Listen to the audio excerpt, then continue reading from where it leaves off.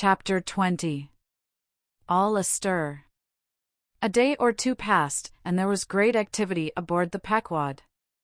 Not only were the old sails being mended, but new sails were coming on board, and bolts of canvas, and coils of rigging, in short, everything betokened that the ship's preparations were hurrying to a close.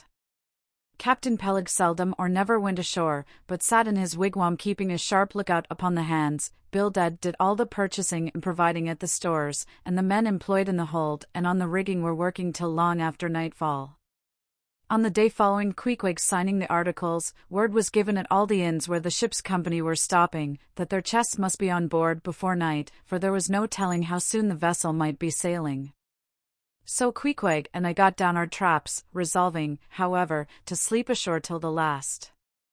But it seems they always give very long notice in these cases, and the ship did not sail for several days. But no wonder, there was a good deal to be done, and there is no telling how many things to be thought of, before the Pequod was fully equipped. Everyone knows what a multitude of things, beds, saucepans, knives and forks, shovels and tongs, napkins, nutcrackers, and what not, are indispensable to the business of housekeeping. Just so with whaling, which necessitates a 3 years' housekeeping upon the wide ocean, far from all grocers, costermongers, doctors, bakers, and bankers. And though this also holds true of merchant vessels, yet not by any means to the same extent as with whalemen. For besides the great length of the whaling voyage, the numerous articles peculiar to the prosecution of the fishery, and the impossibility of replacing them at the remote harbors usually frequented, it must be remembered that of all ships, whaling vessels are the most exposed to accidents of all kinds, and especially to the destruction and loss of the very things upon which the success of the voyage most depends. Hence, the spare boats, spare spars, and spare lines and harpoons, and spare everythings, almost, but a spare captain and duplicate ship. At the period of our arrival at the island, the heaviest storage of the Pequod had been almost completed, comprising her beef, bread, water, fuel, and iron hoops and staves.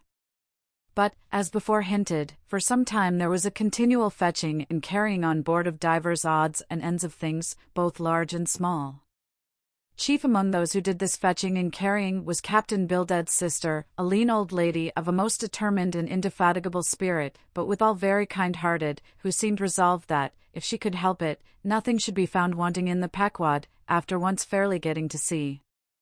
At one time she would come on board with a jar of pickles for the steward's pantry, another time with a bunch of quills for the chief mate's desk, where he kept his log, a third time with a roll of flannel for the small of someone's rheumatic back.